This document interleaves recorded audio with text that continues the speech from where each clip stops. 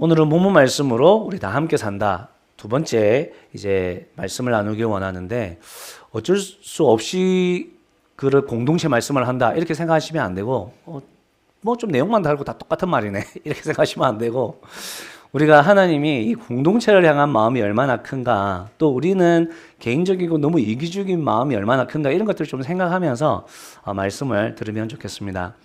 오늘은 말씀을 시작하면서 당신이 어려움에 처했을 때 이제 믿고 의지할 수 있는 그런 가족이나 친구가 있는가에 대한 이런 질문으로 한번 시작해 보겠습니다. 여러분들은 어려움에 처했을 때 정말 믿고 의지할 그런 친구나 가족이 있으십니까?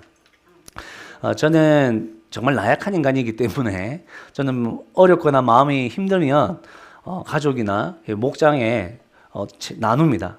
저는 좀 엉거리진 것들을 견딜 수 없어 하기 때문에 막 이야기를 합니다. 그래서 스트레스도 풀고 또 마음 아픈 것도 제 주변에 나누어서 기도도 부탁하는데 저희 부모님 세대만 해도 사실 그러지는 못했습니다. 당시에 이제 한국이 경제적으로 좀 큰 어려움이 있는 좀 IMF나 이런 게 많았지 않습니까? 그렇다 보니까 우리 아버지들은 그런 어려움들을 가족들과 나누지는 못했습니다. 그분들은 이제 직장 다녀올 게 이제 그렇게 이야기하고 출근하셨지만 사실은 찜질방에서 온종일을 보내다가 집으로 돌아오시는 분들이 있었습니다. 왜 그랬습니까? 우리 아버지들은 직장에서 해고당한 것을 가족들에게 말할 수 없었습니다. 우리 부모님들은 가족들에게까지 걱정을 끼치고 무거운 짐을 지우는 것을 견딜 수 없어 하셨던 것입니다. 오히려 자신이 그 모든 짐을 지려고 하는 그런 성향을 가지고 계셨죠. 그분들에게 우리의 그런 부모님들에게 정말 믿고 의지할 수 있는 가족과 친구가 있었는가, 우리는 한번 생각해 볼 수 있습니다.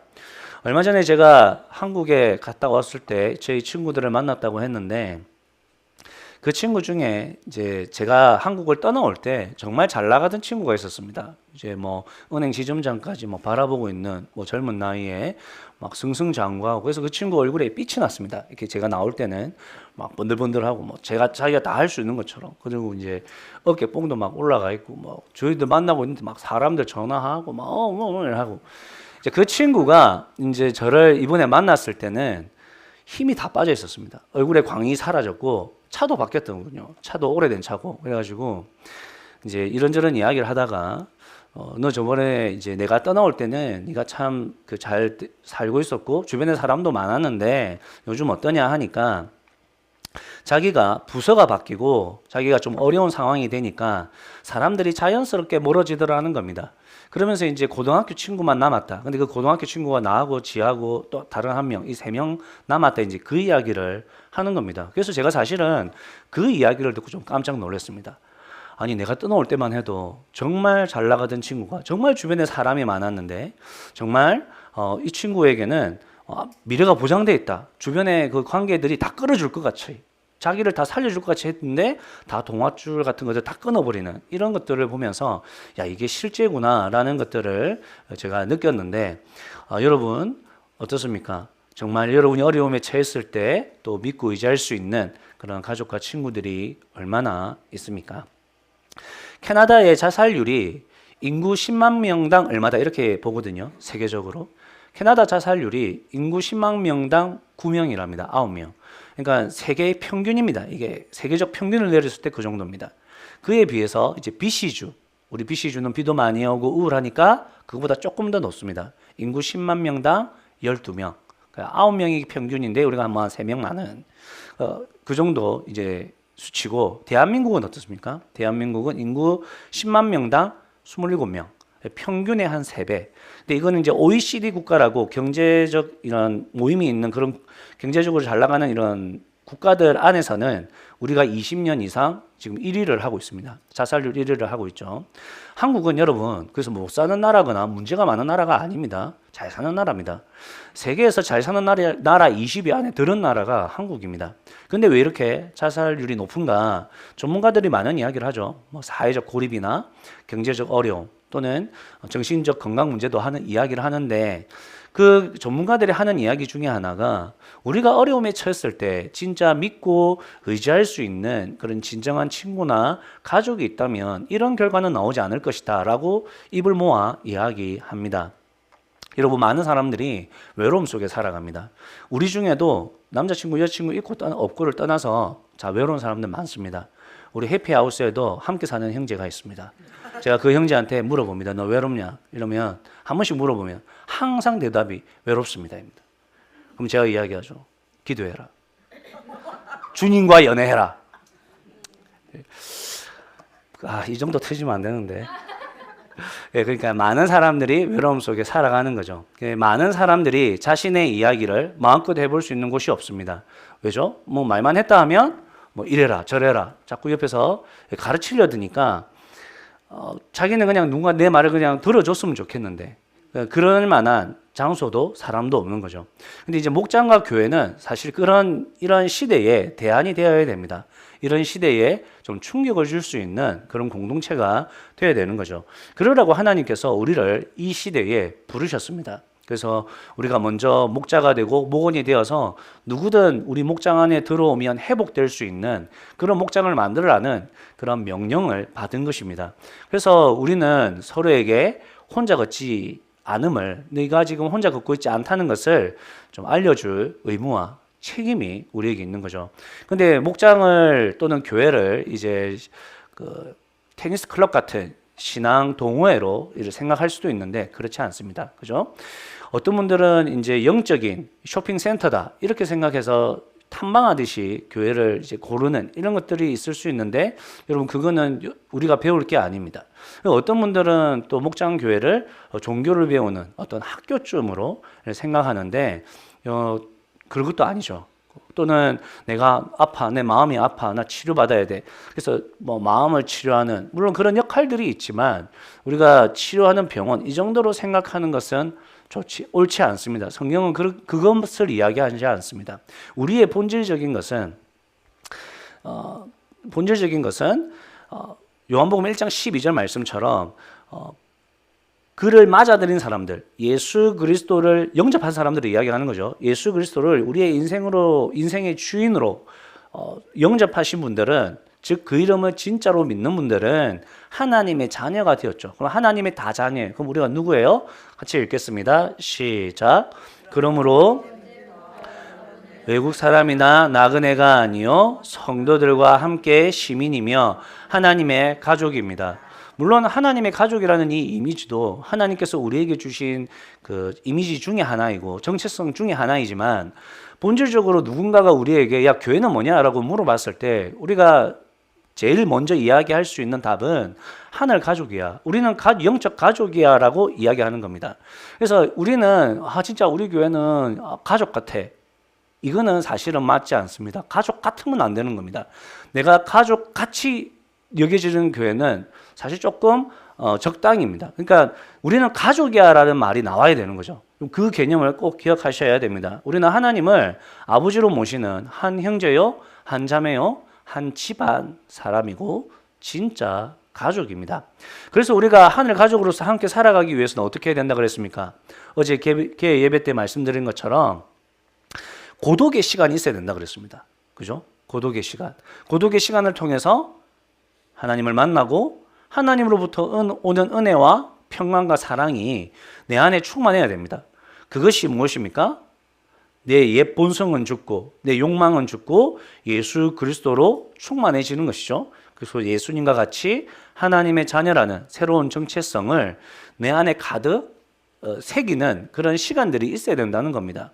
그래서 그런 새로운 정체성과 주님 주시는 사랑이 내 안에 충만할 때 우리가 공동체 생활을 이어갈 수 있는 것입니다. 이 고독의 시간이 우리에게는 너무나 중요하죠. 또 어떤 노력을 할 수 있습니까? 자, 앞을 보고 읽겠습니다. 시작.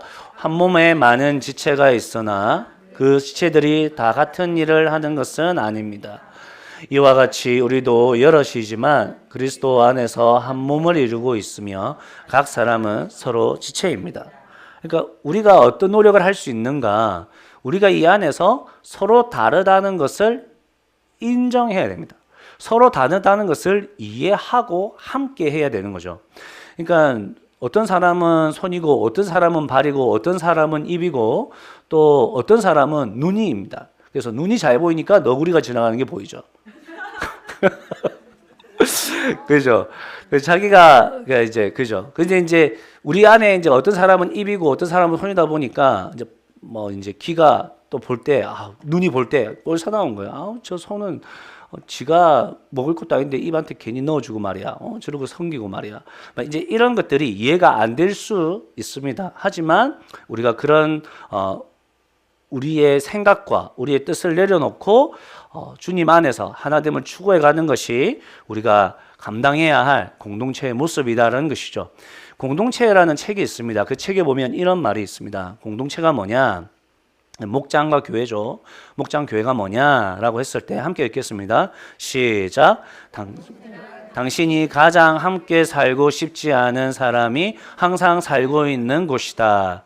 그래서 여러분이 뭐 지금 가정도 포함해서 우리가 진짜 쟤하고 진짜 떨어져 살고 싶어 하는 그곳이 정말 우리가 몸담고 있는 공동체라는 것입니다.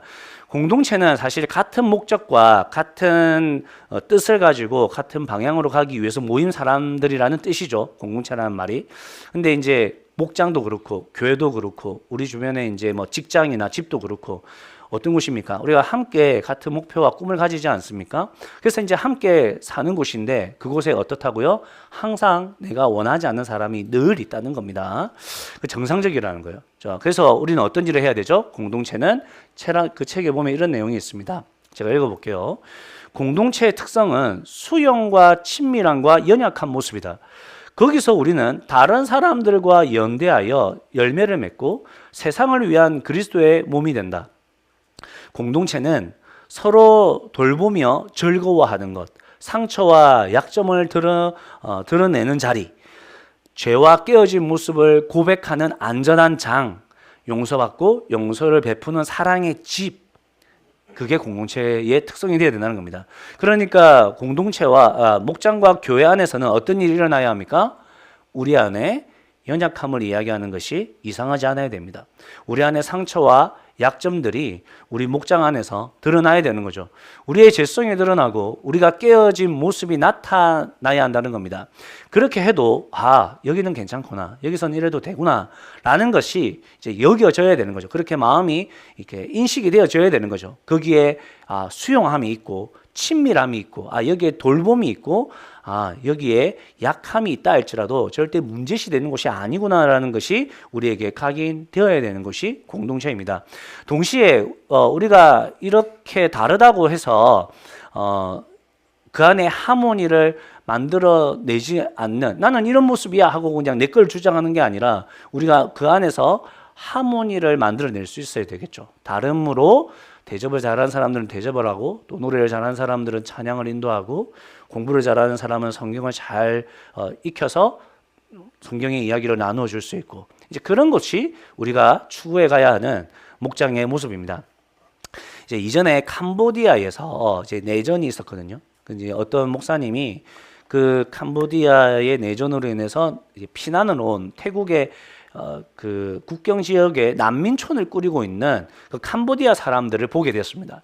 이제 어떻게 했습니까? 이제 그 캄보디아 사람들이 다 이제 팔이 이제 전쟁으로 인해서 팔이 없기도 하고 다리가 없기도 하고 찢어진 옷을 입고 다니고 이제 엉망진창이 된 거죠. 그러니까 전쟁 중에 그냥 난민이 된 거예요. 고통과 절망과 정말 처절한 모습에 또 가족을 잃고 있고 가족을 잃은 사람도 많고, 이제 이런 모습에 이제 이분이 너무나 이제 비통한 심정으로 갔는데 그곳에서 이분이 너무 놀랬다는 겁니다. 눈이 없는 사람은 노래로 사람들의 눈물을 닦아주기 위해서 노래 연습을 하고 있었답니다.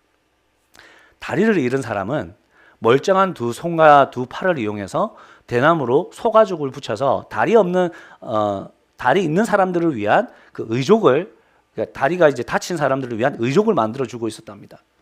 또 여성분들은 이제 그 타이어, 굿이어라는 그 브랜드의 타이어 회사의 폐타이어들이 막 굴러다니니까 그것들을 이제 갖고 와가지고 깎아가지고 이제 끈을 붙여가지고 사람들이 신고 다닐 수 있는 신을 만들고, 양팔이 없어서 손으로 아무것도 할 수 없는 사람들은 이제 등에다가 통을 지고 다니고 그러면서 이제 물건들 날라주고 옷 날라주고 샌들 날라주고 의족 날라주고 이제 그렇게 날라주고 있더라는 겁니다. 청년들은 오토바이 한 대를 뜯고 조립하는 기술을 배우고 있었고 또 전쟁이 나기 전에 학교 선생님이었던 사람들은 아이들 불러놓고 이렇게 애들 가르치고 있고 그죠? 그게 목장과 교회 심지어 가정의 모습이어야 한다는 것입니다. 망가진 사람들이 모여서 한 몸을 이루는 공동체가 우리가 추구하는 공동체입니다.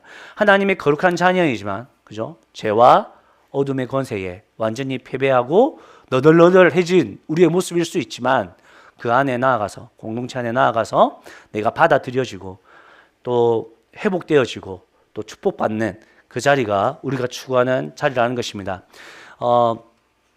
카타콤이라는 지하 무덤에는 여러분 카타콤이 뭐죠? 예수님을 믿음으로 인해서 로마의 정부로부터 핍박을 받아서 이 그리스도인들이 지하 동굴로 숨었습니다. 그 지하 무덤을 카타콤이라는데 거기에 이제 그리스도인들이 많은 분들이 거기서 살기도 했었는데 거기에 이런 글귀가 적혀 있답니다. 내가 사랑했던 당신들 덕분에 나는 65살까지 살 수 있었습니다. 우리가 천국에서 만나서 그토록 기뻐할 형제 자매들과 서로의 부족함을 채우고 사랑의 교제를 하는 곳이 목장과 여러분 교회인 줄 아시고 목장과 교회 안에서 하모니를 만들어낼 수 있는 우리가 되기를 주님의 이름으로 축복합니다. 예, 그러면 그때 우리가 안에서 이렇게 하모니를 추구하며 나아갈 때 어떤 일이 일어납니까? 전도서 4장 9절에서 11절 말씀을 읽겠습니다. 시작. 혼자보다는 둘이 낫다.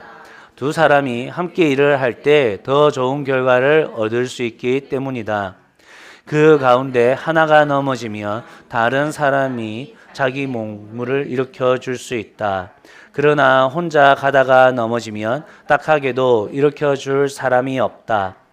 또 혼자라면 어찌 따뜻하겠는가?